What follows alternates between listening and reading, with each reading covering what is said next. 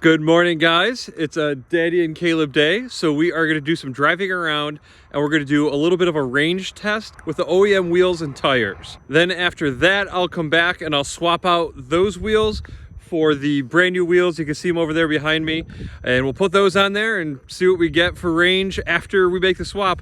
And I have to say, because I know there's going to be somebody out there that busts my balls about it, but no, I did not break the lug nut. Yes, I have the capability of swapping tires, but I was not doing anything. These wheels that are back there weren't even done and ready, mounted and balanced for me. So I didn't even have those until like yesterday.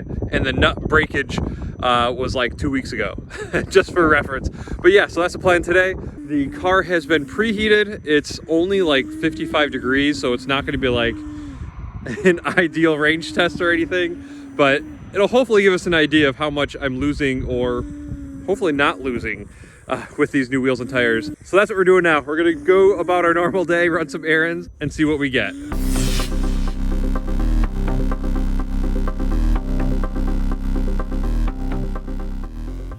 All right, so I just reset the trip odometer and my total average miles per kilowatt hour meter.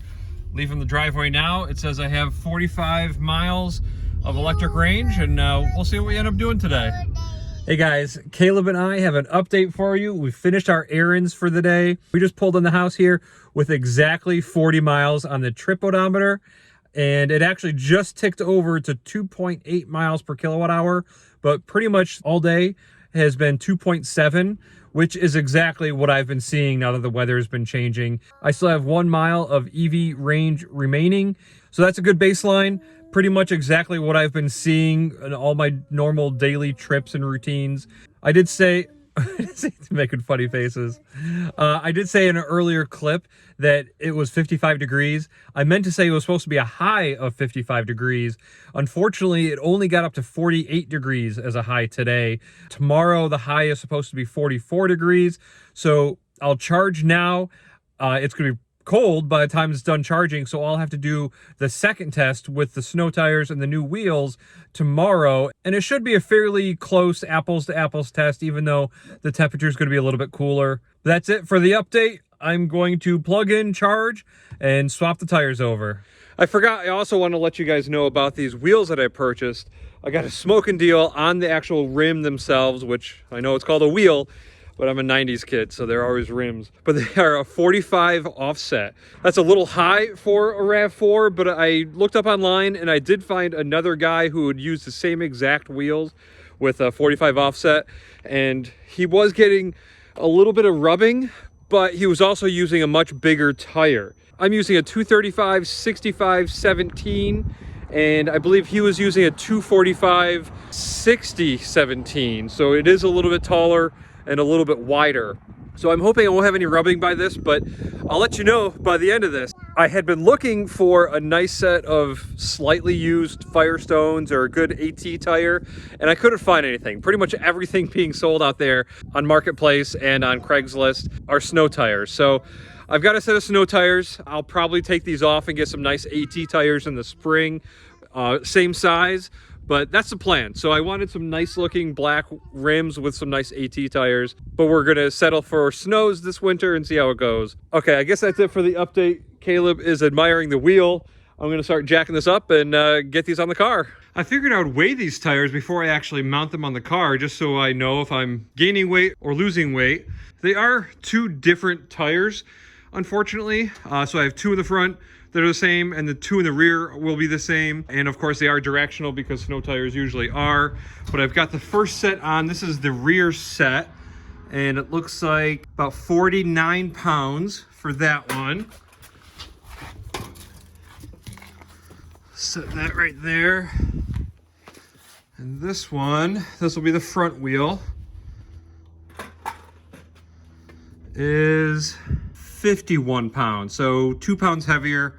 And I'll take off the OEM wheel and we'll see how much those weigh. I've got the front jacked up already.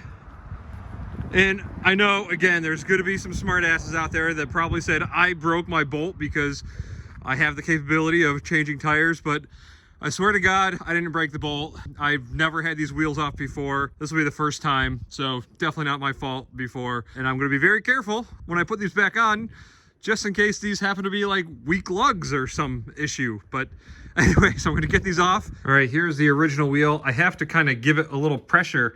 It doesn't want to stay upright on its own like the other ones, but it looks like it is about 52 pounds. So it looks like I'll save 2 to 3 pounds per corner. So that's nice. At least I'm not adding weight. All right, now to finish this up. Okay, the first one is on. Sneak peek right there. I'm definitely not even using the air ratchet. I don't want to have any issues. I'm going to be hand tightening that with my torque wrench that's right there.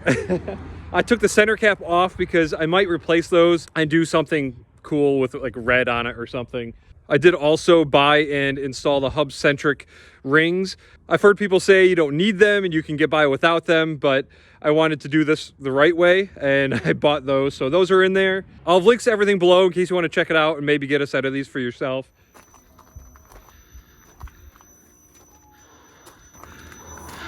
You having fun up here? I'm gonna leave this door open so I can hear you.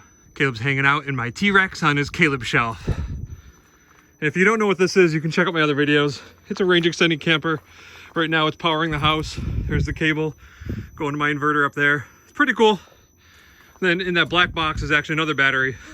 Well, I'm here underneath the car. This is full turn to the right, and you can see there is no rubbing. All you can see is daylight. So now I'll get inside, turn it the other way, and make sure there's no rubbing on the other side. All right, here it is. Moment of truth. Yeah, there's daylight. Very good news. So I bet I could even go a bit bigger. However, now I'm also thinking of something else. This is in the air. So it possibly could still rub once these springs are compressed and it's down on the ground. So we'll still find out. I mean, so far so good, but I'll find out more when I get on the ground. I've got a helper. Oh, did you drop it? No. Okay, well that doesn't go in your pocket. We're using this, remember? Now what happened to it? Did the black one go into the car? Okay. I guess I'll have to find the black one. He was helping me. He helped me get 2 of these in here. All right, got them all on.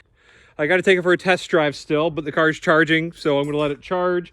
And I'll take it for a test drive to check the noise, see if that's increased at all. And then tomorrow I'll do another efficiency test to see if I use any more power throughout the day.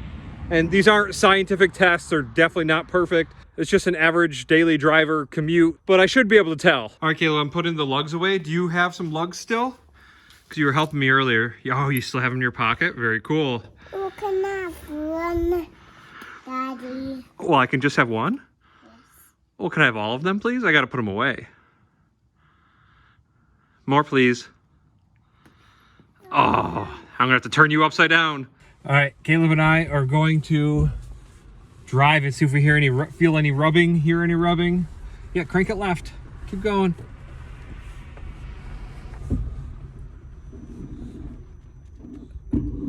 Ooh, there is a little rubbing. Shoot. All right, let's crank it right. Turn right.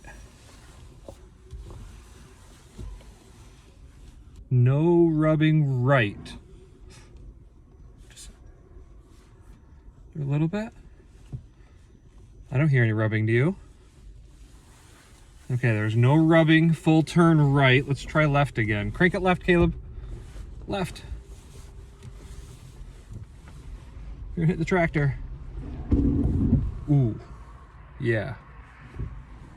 Did we hit the tractor, Daddy? We didn't hit the tractor. It didn't hit the tractor, but it is rubbing a little bit. Why is it not rubbing the whole time, though, I wonder? That's only full turn, though. So I think that would be okay.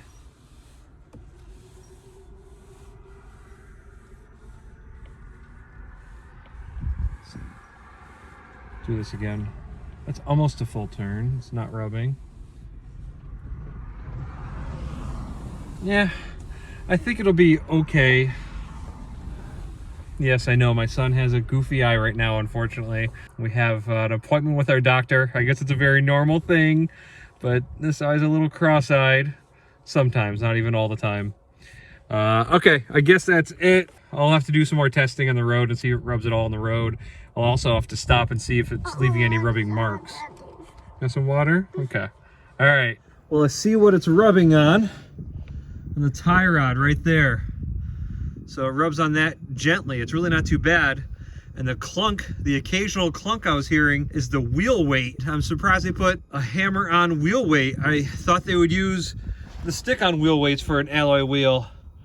So that kind of sucks. So it is rubbing a bit. The tire is fine. The tire has clearance all the way around it, but the wheel is rubbing on that. I wonder if I can get like a short 5mm spacer, or if these lugs aren't long enough for it. I don't know. I'll have to ask around if that's possible, but that would probably solve it. Well, the car is filthy. Haven't washed it in a very, very long time, but all the wheels are on. I put some tire gloss on the wheels because the wheels looked really, really dirty. I'm gonna find some new center caps, so I gotta do that still. I'll check out Amazon and eBay tonight and see if I could find any maybe red or partially red center caps. I'll post some photos on the official Rav4 page on Facebook. The page is called Official Rav4 Prime Club or something like that. So I'll post some photos on there so you can check it out. Caleb's using my tape measure and measuring the old tires for me. So tomorrow I'll take over a test drive out on the road to see how the noise is, and then tomorrow I'll do the efficiency test. So more to come. Hey guys, so it's the next day. I'm gonna take my first drive with these new wheels, and we're gonna see how much noisier they are, if at all. But I'm also just kind of bummed they put the hammer on weights. I know it's possible, people do it, but it's usually kind of when they're being cheap or lazy because they don't clean off the wheel to put the stick on weights. But I'm probably gonna go back there on Monday. I'm just disappointed they put those on there. I know we're not talking about $1,000 or $2,000 wheels, but it's just not cool. So far they sound great. I wouldn't say they're any louder at all. My family and I have some stuff to do today, but I didn't want to load everybody up and send them out in a car with untested wheels, just in case, because that's been my luck lately. So I'm going to take a little spinner on the block and test these out and then go back home. I'll re-torque them. I guess at that point I could deem them safe for a little family trip today. Yeah guys, these aren't any louder. I'm doing 67 right now. Man, these aren't any louder whatsoever. That's very good news. I was really worried about them being just loud or annoying or anything, and of course no vibration because they are balanced. But yeah, these things seem great.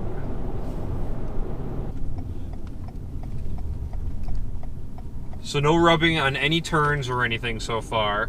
I'm not going to do the range test today, or the efficiency test rather, just because it's so much colder today than it was yesterday. It wouldn't be exactly fair, and like I said, it's not scientific anyway, but I just wanted to try to get it a little bit closer than it is today. Well, I guess that's it for this test. No noise, it's handling great, feels awesome. I'll get home and re-torque them just in case, and we'll head out and get some of our errands done today, and tomorrow I'll do a little more testing. Hey guys, it's a few days later, but I'm gonna wrap up this video and test and see how efficient these new wheels and tires are gonna be compared to the baseline test that I did like last week or something. Today we finally have a day that's pretty comparable to what it was when I did the first baseline test. And in that test, if I remember correctly, it was 2.7 miles per kilowatt hour, and it clicked over to 2.8 just as I pulled into the driveway here. So we will see what I get with these tires. Though they look good, I think they look pretty good. I like the black on black look. But keep in mind, these are winter tires, so no matter what, the rolling resistance of these tires is definitely going to be worse. It seems like I'm losing about 3 pounds per wheel, if I remember correctly. I have no idea how the aero is affected, because that's another big factor when you swap out your wheels and tires, is the aerodynamics of the actual wheel itself. Yeah, I won't be testing that, but at least for now, we'll take a quick test. Well, it'll be quick for you guys, but it won't be quick for me because I'm about to go on a hour-and-a-half drive. But I'm going to go for a little drive, and I'll see what kind of efficiency I get with these winter tires and these Motegi wheels. Well, that was a pretty good test. We just got home. And a big disclosure right off the bat. So the big difference is this trip I just did about an hour straight of just driving. On my last trip, when I did the baseline test, it involved a lot of errands, which is the worst thing to do really for a range test, because each time you stop, the battery is going to cool down, and then it has to warm back up, and then it gets up to temperature, you go to the next stop, and when you stop again at that next location, then the battery gets cooled off again. So it's a lot of heating and cooling that is used when you do multiple stops. So that's one thing that benefited this trip here, which isn't apples to apples, but everything else should be pretty close. Temperature, weather conditions, no snow, no rain, no wind, like all of that stuff is actually very accurate. The only difference is that I didn't do any errands with this trip here. So, and I can say, oh my God, and again, just like last time, I pulled into the driveway and it was exactly, again, 2.7 miles per kilowatt hour. And now I just clicked over to 2.8 miles per kilowatt hour. So very, very close. The total mileage that I got was 37.2, but I still have 2 miles left on my guessometer. So if you add those together, that's 39.2 miles, which means I only lost, in this very unscientific test, 0.8 miles. So really not bad. Also, I wanted to add that the heat was used about 50% of the time in both trips. I really tried keeping that as equal as possible as well. So I'm sure there are losses with driving these winter tires, but in this test, it doesn't really look like it. I really didn't lose much range. Just off the top of my head, I'm kind of thinking in winter driving, yes, you're going to have worse range, worse efficiency because all the slush and crap on the roads. But I wonder if the efficiency loss would actually be more with all-season tires because the wheels are going to be spinning more, while wheels with snow tires wouldn't be slipping and sliding quite as much. I don't know. That's a future test. I definitely plan on doing a lot of winter driving to see what this car can do. I hope that was informative. I hope you guys like it.